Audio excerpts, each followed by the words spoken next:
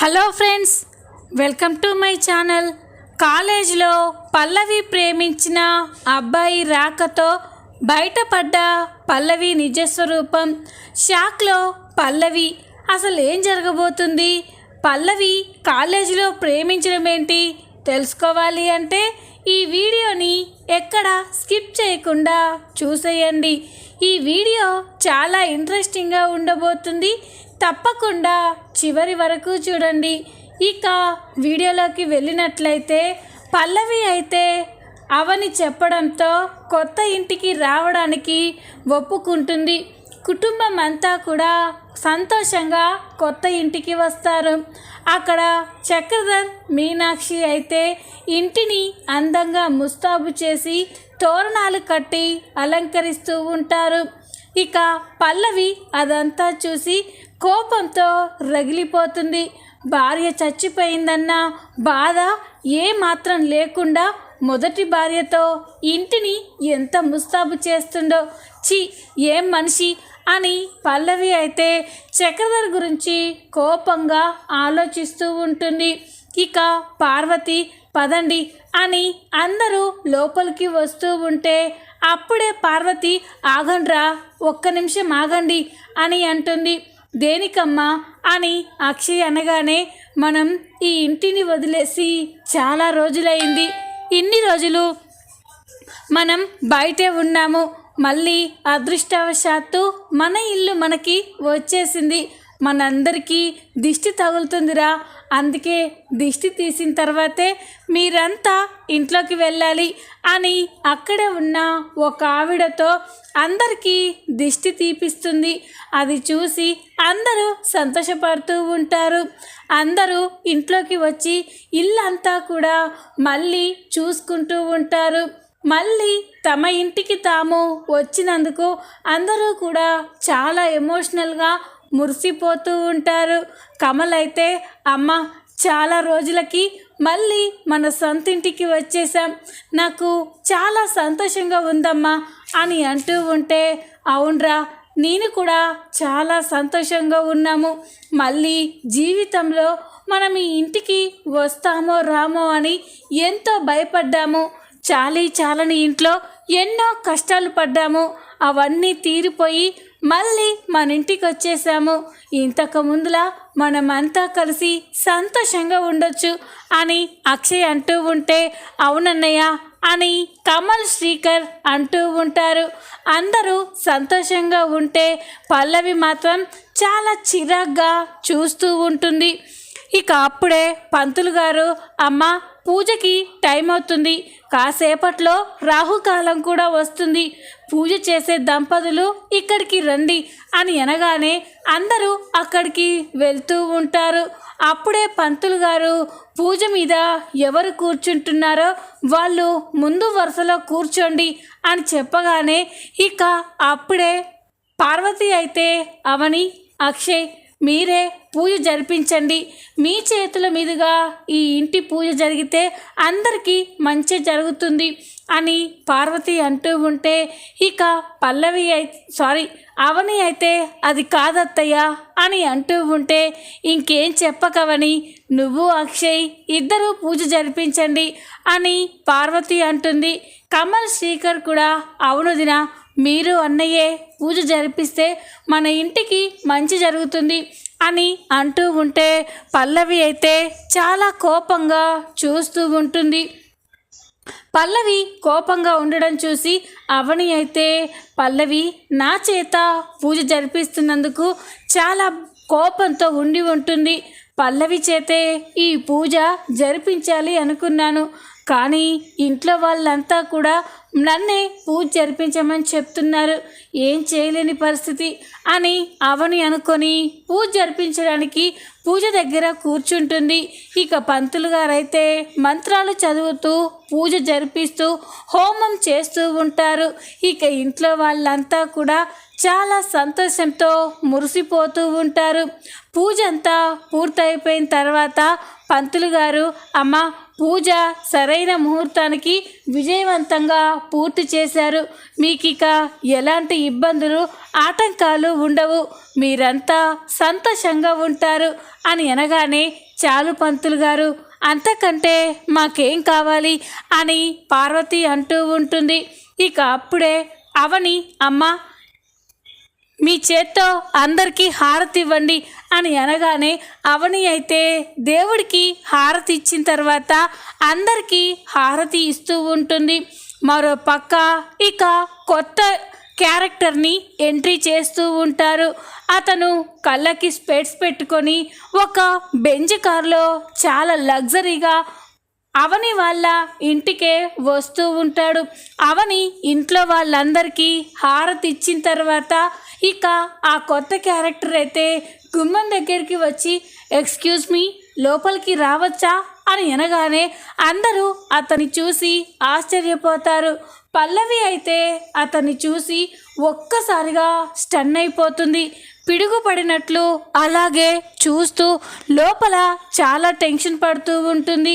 గుమ్మం దగ్గరికి వచ్చిన అతన్ని చూసి, పార్వతి, ఎవరు బాబు నువ్వు అని అనగానే, లోపలికి రావచ్చా, ఇక్కడే ఉండి వివరాలు చెప్పాలా అని అంటూ ఉంటే, అయ్యో లోపలికి రా బాబు అని చెప్తూ ఉంటారు.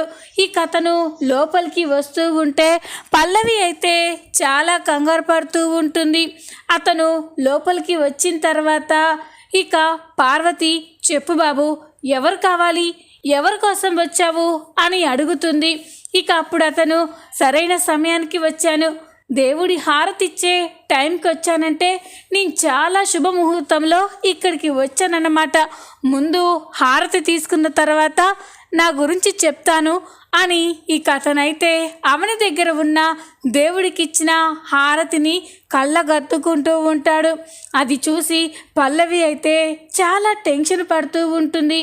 వీడేంటి ఇంకా బ్రతికే ఉన్నాడా, ఇన్నేళ్ల తర్వాత మళ్ళీ ఇక్కడికి ఎందుకు వచ్చాడు, అసలు ఏం చేయాలనుకుంటున్నాడు అని పల్లవి అయితే చాలా కంగారు పడుతూ ఉంటుంది. ఈ కథను దేవుడి హారతి తీసుకున్న తర్వాత అక్షయ్ అతన్ని అడుగుతూ ఉంటారు, ఇప్పుడు చెప్పండి, ఎవరు మీరు, ఎవరి కోసం వచ్చారు అని అంటూ ఉంటే ఈ కథను పల్లవి వైపు చూస్తాడు. పల్లవి అది చూసి షాక్ అయిపోయి టెన్షన్ పడుతూ ఉంటుంది. ఏంటి, మీరెవరి కోసం వచ్చారు అని అడిగితే పల్లవి వైపు అలా చూస్తున్నారేంటి అని అనగానే ఈ కథను, ఏంటి పల్లవి, అందరితో పాటు నువ్వు కూడా ఎందుకు నేనెవరో తెలియనట్టు సైలెంట్గా ఉన్నావు, నా గురించి చెప్పు, నేను ఎవరో చెప్పు అని అనగానే పల్లవి అయితే ఒక్కసారిగా షాక్ అయిపోతుంది. ఇక కమల్ అయితే, ఏంటి పల్లవి, అతనేమంటున్నాడు, అతనెవరో మీకు తెలుసా అని అంటూ ఉంటే ఇక పల్లవి, బావా అది అని టెన్షన్ పడుతూ ఉంటుంది. ఇక అప్పుడే అతను మాట్లాడుతూ, తననెందుకు ఇబ్బంది పెడుతున్నారు, నన్ను సర్ప్రైజ్ చేయాలని, నన్ను ఆట పట్టించాలని పల్లవి నేనెవరో తెలిసినా కూడా తెలియనట్లే అలా నటిస్తుంది, తనకెందుకు అంత శ్రమ, నేనే మీకు పరిచయం చేసుకుంటాను, ఐఎమ్ ప్రసాద్, నేను పల్లవి ఒకే కాలేజీలో చదువుకున్నాము, పల్లవి ఇక్కడే ఉంటుందని తెలిసి తన్ని కలవడానికి వచ్చాను అని చెప్పగానే పల్లవి షాక్ అయిపోతుంది. ఇంట్లో వాళ్ళంతా కూడా, అవునా, మీరు పల్లవి ఫ్రెండా, ఏంటి పల్లవి, నీ ఫ్రెండ్ ఇంటికి వస్తే ఏమీ పట్టనట్టు అలా చూస్తూ ఉన్నావేంటి అని అవని అంటూ ఉంటే ఇక పల్లవి, ఏం లేదక్క, చాలా రోజుల తర్వాత చూశాను కదా, అందుకే కాస్త కొత్తగా అనిపిస్తుంది అని పల్లవి అంటూ ఉంటుంది. ఇక వెంటనే ప్రసాద్తో మాట్లాడుతూ, అవును ప్రసాద్, నువ్వేంటి ఇంత సడన్గా ఇక్కడికి వచ్చావు అని అనగానే ఇక ప్రసాద్, అదే పల్లవి, నేను ఇన్ని రోజులు యూఎస్లో ఉన్నాను కదా, చిన్న పని మీద ఇండియాకి వచ్చాను, అందుకే మన ఫ్రెండ్స్ అందరినీ మీట్ అవుతూ ఉన్నాను, ఇంకో కొన్ని రోజులు ఇక్కడే ఉండాలి అని అంటూ ఉంటే ఇక కమల్ అయితే, ఇక్కడంటే ఎక్కడ బ్రో అని అడుగుతాడు. అదే బ్రో, ఏ హోటల్లోనో రెస్టారెంట్లోనో ఉంటానులేండి అని అనగానే ఇక అప్పుడే పార్వతి, అదేంటి బాబు, నువ్వు మా పల్లవి ఫ్రెండ్ అని చెప్తున్నావు, అలాంటి నువ్వు ఎక్కడో బయట హోటల్లో ఉండడం ఏంటి బాబు? నువ్వు అమెరికా వెళ్ళేంత వరకు, ఇక్కడ నీ పనులు పూర్తయ్యేంత వరకు మా ఇంట్లోనే ఉండు, నీకు ఎలాంటి ఇబ్బంది ఉండదు అని చెప్పగానే పల్లవి అయితే షాక్ అయిపోతుంది. ఇక అప్పుడే అతను, అది కాదండి, ఇక్కడ ఉంటే మీకేమైనా ప్రాబ్లం అవుతుందేమో అని అంటూ ఉంటే ఇక అవని, అలాంటిదేమీ లేదండి, ఎన్ని రోజులంటే మేము చిన్నింట్లో ఉన్నాము, ఇప్పుడే పెద్ద ఇంటికి వచ్చాము, ఇక్కడ చాలా గదులు ఫ్రీగా ఉంటాయి, మీరు ఇక్కడే ఉండొచ్చు అని అవని అంటూ ఉంటే అప్పుడే పల్లవి, అయ్యో అక్క, తనకి చాలా పనులుంటాయి, మన ఇంట్లో ఎలా ఉంటాడు అని పల్లవి అంటూ ఉంటే అప్పుడే కమల్, ఏయ్ ఏంటి నువ్వు, నీ ఫ్రెండు నీ కోసం ఇక్కడికి వస్తే ఎక్కడో బయట హోటల్లో ఉండాలంటావేంటి? బ్రో ఇక్కడే ఉంటాడు బ్రో, నువ్వు ఎన్ని రోజులైనా ఇక్కడే ఉండొచ్చు అని కమల్ చెప్పగానే పల్లవి షాక్ అయిపోతుంది. ఇక ప్రసాద్ అయితే పల్లవిని చూసి మనసులో నవ్వుకుంటూ ఉంటాడు. ఇక కాసేపటి తర్వాత పల్లవి బయట బాల్కనీలో నిల్చొని ప్రసాద్ గురించే ఆలోచిస్తూ ఉంటుంది. వీడేంటి ఇంత సడన్గా ఊడిపడ్డాడు, ఆ రోజు వీడు కాలేజీలో చచ్చిపోయాడు అనుకున్నాను, బ్రతికే ఉన్నాడా? బ్రతికే ఉన్నవాడు మళ్ళీ ఇక్కడికి ఎందుకు వచ్చాడు? వాణ్ణి చూస్తుంటే నా మీద రివెంజ్ తీర్చుకోవడానికే వచ్చాడనిపిస్తుంది, ఇప్పుడేం చేయాలి అని పల్లవి అయితే టెన్షన్ పడుతూ ఉంటే అప్పుడే ప్రసాద్ అక్కడికి వస్తాడు. ఏంటి డార్లింగ్, నా గురించే ఆలోచిస్తున్నావా అని అనగానే పల్లవి షాక్ అయిపోతుంది. ఏయ్ ఏంటి డార్లింగ్ అని పిలుస్తున్నావు? ఇది మా అత్తవారిల్లు, నా భర్త అత్తవారు అందరూ ఉన్నారు, ఈ ఇంట్లో నన్ను డార్లింగ్ అని పిలవడం ఏంటి అని అంటూ ఉంటే సారీ, నేను కాలేజీలో ఉండేటప్పుడు నిన్ను ఇలాగే పిలిచాను కదా డార్లింగ్, అందుకే ఇలా అలవాటయ్యింది అని అనగానే, చూడు ఇంకొకసారి అలా పిలిచావంటే నేను ఊరుకోను అని అంటూ ఉంటే, ఓకే పల్లవి కూల్, అయినా అంత సీరియస్గా ఆలోచిస్తున్నావు, ఏ విషయం గురించి అని అనగానే, ఏం లేదు అని పల్లవి అంటుంది. నాకు తెలుసు పల్లవి, నువ్వు నా గురించే ఆలోచిస్తూ ఉంటావని.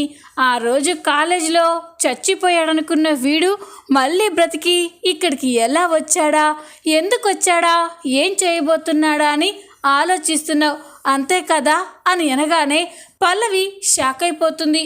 అవును, అదే ఆలోచిస్తున్నాను, అసలు నువ్వు ఎలా బ్రతికావురా, ఆ రోజే చచ్చావనుకున్నాం అని అంటూ ఉంటే ఇక ఫ్లాష్ బ్యాక్ చూపిస్తూ ఉంటారు. పల్లవి ప్రసాద్ ఇద్దరు ఒకే కాలేజీలో చదువుకుంటూ ఉంటారు. ప్రసాద్ అయితే చాలా డీసెంట్గా బుద్ధిమంతుల్లా చదువుకుంటూ ఉంటారు. పల్లవి మాత్రం తన ఫ్రెండ్స్తో చాలా జులాయిగా తిరుగుతూ ఉంటుంది. అప్పుడే ప్రసాద్ అక్కడ సిన్సియర్గా చదువుకోవడం చూసి పల్లవి ఫ్రెండ్స్ పల్లవితో, పల్లవి చూసావా వాడు ఎంత సిన్సియర్గా చదువుతున్నాడో, కలెక్టర్ అయిపోవాలని తెగ చదివేస్తున్నాడు అని అంటూ ఉంటే ఇక పల్లవి, వీడిలా చదవడం నేను అస్సలు చూడలేకపోతున్నానే, ఎలాగైనా వీడిని డిస్టర్బ్ చేయాలి అని పల్లవి అనుకొని ప్రసాద్ని ప్రేమిస్తున్నట్టు ప్రసాద్తో మాట్లాడుతూ ఉంటుంది. ప్రసాద్ కూడా పల్లవిని ప్రాణం కంటే ఎక్కువగా ప్రేమిస్తాడు. ఇక కొన్ని రోజులు అలాగే ప్రసాద్ని ఆట పట్టిస్తూ ఉంటుంది. ఒకరోజు ప్రసాద్ పల్లవి దగ్గరికి వచ్చి, పల్లవి మన విషయం మా ఇంట్లో చెప్పాను, మా వాళ్ళు మన పెళ్ళికి ఒప్పుకున్నారు, నిన్నొకసారి చూడాలంటున్నారు పల్లవి, మా ఇంటికి వెళ్దాం పదా అని అనగానే పల్లవి తన పక్కనున్న ఫ్రెండ్స్ పగలబడి నవ్వుతూ ఉంటారు. ఏంటి మనం పెళ్లి చేసుకోవాలా, నన్ను మీ ఇంటికి తీసుకువెళ్తావా అని నవ్వుతూ ఉంటే ఇక ప్రసాద్ షాక్ అయిపోతాడు. అదేంటి పల్లవి, మన ఇద్దరం ప్రేమించుకున్నాం కదా, పెళ్ళి కూడా చేసుకోవాలనుకున్నాం కదా అని అనగానే, ఏంట్రా నీ కంటికి ఎలా కనిపిస్తున్నాను, నీ స్టేటస్ ఏంటి, నా స్టేటస్ ఏంటి, నిన్ను పెళ్లి చేసుకోవడం ఏంటి అని అనగానే, అదేంటి పల్లవి నన్ను ప్రేమించలేదా అని అనగానే, లేదు జస్ట్ టైంపాస్ చేశాను, నా ఫ్రెండ్స్తో నిన్ను ప్రేమించినట్టు నటిస్తానని, నీ స్టడీ మొత్తం స్పాయిల్ చేస్తానని ఛాలెంజ్ చేశాను, ఆ ఛాలెంజ్లో నేనే గెలిచాను అని అనగానే ప్రసాద్ ఒక్కసారిగా షాక్ అయిపోతాడు. చూడు, ఈ రోజుతో ప్రేమ గీమ అన్నీ కటిఫ్, ఇక నీ పన్నీది నా పన్నాది అని పల్లవి చెప్పగానే ప్రసాద్ అయితే ఎమోషనల్ అయిపోతాడు. ఇక పల్లవినే బ్రతిమలాడుతూ, పల్లవి అలా అనకు పల్లవి, నువ్వు లేకుండా నేను బ్రతకలేను, నీతోనే జీవితాన్ని ఊహించుకున్నాను అని అంటూ ఉంటే పల్లవి, ఏంటి ఒక్కటే నస పెడుతున్నావు, నేను లేకుంటే చచ్చిపోతావా, అయితే వెళ్ళి ఇప్పుడే చచ్చిపో అని పల్లవి చెప్పి అక్కడి నుండి వెళ్ళిపోతుంది. పల్లవి అలా మాట్లాడేసరికి ప్రసాద్ అయితే చాలా ఫీల్ అవుతాడు. పల్లవిని వదిలి ఉండలేక పరిగెత్తుకుంటూ వెళ్ళి కాలేజ్ భవనం మించి దూకిపోతాడు. ఇక అందరూ కూడా ప్రసాద్ సూసైడ్ అటెంప్ట్ చేసుకున్నాడు అని అందరూ గుమికూడుతూ ఉంటే పల్లవి అది చూసి షాక్ అయిపోతుంది. ప్రసాద్ని హాస్పిటల్లో అడ్మిట్ చేశారని, ప్రసాద్ కోమాలోకి వెళ్ళిపోయాడని, బ్రతికే ఛాన్స్ లేదని అప్పుడే పల్లవికి తెలిసిపోతుంది. ఇక పల్లవి ప్రసాద్ చనిపోయాడనే అనుకుంటూ ఉంటుంది. అదంతా ప్రసాద్ పల్లవికి గుర్తు చేస్తూ ఉంటాడు. ఇక అప్పుడే పల్లవి, అంటే నువ్వు అని అనగానే, నేను చచ్చిపోలేదు పల్లవి, చావంచుల వరకు వెళ్ళి వచ్చాను, ఆ దేవుడు నన్నెందుకు బ్రతికించాడా అని ఎంతో బాధపడ్డాను, కానీ ఆ దేవుడు నన్ను బ్రతికించడానికి కారణం నీకు బుద్ధి చెప్పడం కోసమే నన్ను మళ్ళీ బ్రతికించాడని అర్థమైంది. అందుకే నా జీవితాన్ని నాశనం చేసిన నిన్ను వదిలిపెట్టొద్దు, అనుక్షణం నీకు నరకం అంటే భయం ఏంటో చూపించాలని అప్పుడే డిసైడ్ అయ్యాను. నీ గురించి డీటెయిల్స్ సేకరించాను. నువ్వు పెళ్లి చేసుకున్నావని, ఒక గొప్ప ఇంటికి కోడలుగా వెళ్ళావని నాకు చెప్పేశారు. అందుకే నిన్ను వెతుక్కుంటూ వచ్చాను. ఇక్కడికి వచ్చి చూశాకే అర్థమైంది పల్లవి, నువ్వు ఎంత అదృష్టం చేసుకున్నావో. నీ బుద్ధి, నీ క్యారెక్టర్ బ్యాడ్ అయినా కూడా ఆ దేవుడు నీకు ఫేవర్ చేశారు. మంచి కుటుంబానికి కోడలు అయ్యే అదృష్టాన్ని ఆ దేవుడు నీకిచ్చాడు. నీ భర్త అయితే సూపర్ అనుకో అని అంటూ ఉంటే పల్లవి కోపంగా చూస్తూ ఉంటుంది. అయినా తులసి వనం లాంటి ఈ ఇంట్లో గంజాయి మొక్కలా నువ్వు తిరుగుతూ ఉంటే చూడ్డానికే చాలా అసహ్యంగా ఉంది పల్లవి అని అంటూ ఉంటే పల్లవి షాక్ అయిపోతుంది. ఏంటి ఇప్పుడు ఏం చేయాలనుకుంటున్నావు? నా గురించి ఇంట్లో వాళ్ళందరికీ, నా మొగుడికి చెప్పి నన్ను అందరూ అసహించుకునేలా చెయ్యాలి అనుకుంటున్నావా? అదేనా నీ ప్లాన్ అని అంటూ ఉంటే ఇక ప్రసాద్, చూడు పల్లవి, నేను అలా చేయడానికి నీలా చీప్ క్యారెక్టర్ కాదు నాది. నిన్ను ఏదో చేయాలని, నీ జీవితాన్ని నాశనం చేయాలని నేను ఇక్కడికి వచ్చాను. కానీ ఇక్కడికి వచ్చాక మీ ఇంట్లో వాళ్ళని చూశాక నేను నా ఒపీనియన్ని మార్చుకున్నాను.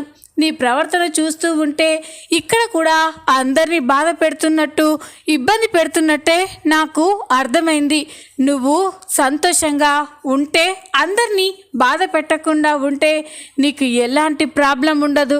లేదు కూడదు అని ఇంట్లో వాళ్ళని ఏదో రకంగా ఇబ్బంది పెడితే మాత్రం నేను చూస్తూ ఊరుకోను.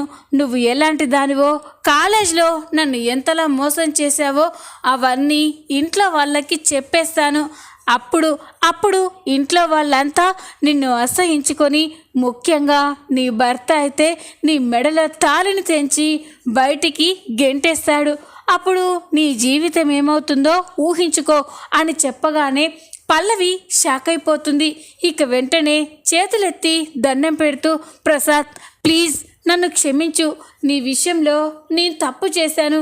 తెలిసి తెలియని వయసులో అల్లరిగా అలా చేశాను, కానీ నిజంగా నువ్వు ఆ రోజు సూసైడ్ అటెంప్ట్ చేస్తావని ఊహించలేదు. ఇప్పుడు నేను పెళ్లి చేసుకొని నా భర్త అత్తవారితో సంతోషంగా ఉన్నాను. నా జీవితాన్ని మళ్ళీ పాడు చెయ్యకు, దయచేసి ఇక్కడి నుండి వెళ్ళిపో అని పల్లవి బ్రతిమలాడుతూ ఉంటే, చూడు, నీ ముసలి కన్నీళ్ళకి కరిగిపోయేంత అమాయకుడు కాదు ఈ ప్రసాద్. ఒకప్పుడు నువ్వు ఏది చెప్పినా నమ్మాను, కానీ నువ్వు ఏం చెప్పినా అంత తేలిగ్గా నమ్మను. నేను కొన్ని రోజులు ఇక్కడే ఉంటాను. అప్పుడు నీ క్యారెక్టర్ గురించి నేను తెలుసుకుంటాను. నువ్వు ఎలా ఉంటున్నావు, ఏం చేస్తున్నావు, ఎవరిని ఇబ్బంది పెడుతున్నావు, అవన్నీ దగ్గరుండి చూస్తాను. అప్పుడు నీ గురించి ఇంట్లో వాళ్ళకి చెప్పాలా వద్దా అని ఆలోచిస్తాను. కాస్త ఒళ్ళు దగ్గర పెట్టుకొని ఉండు అని ఇక ప్రసాద్ చెప్పి అక్కడి నుండి వెళ్ళిపోగానే పల్లవి అయితే షాక్ అయిపోయి చూస్తూ ఉంటుంది. వీడేంటి ఇన్ని రోజులకి ఇలా వచ్చి నాకు ఇంత పెద్ద షాక్ ఇచ్చాడు. నేను అవనిని ఆ మీనాక్షిని టార్చర్ పెట్టి బాధ పెట్టాలి అనుకున్నాను. ఈ ఇంట్లో వాళ్ళని ప్రశాంతంగా ఉండనివ్వకూడదు అనుకున్నాను. కానీ వీడొచ్చి నా ప్లాన్ మొత్తం స్పాయిల్ చేసేలా ఉన్నాడు. లేదు, వీడిని ఇలాగే వదిలేస్తే నా గురించి ఏదో ఒకరోజు ఇంట్లో అందరికీ చెప్పేస్తారు. అప్పుడు ఇంట్లో వాళ్ళు నన్ను అసహించుకొని బయటికి గెంటేస్తారు.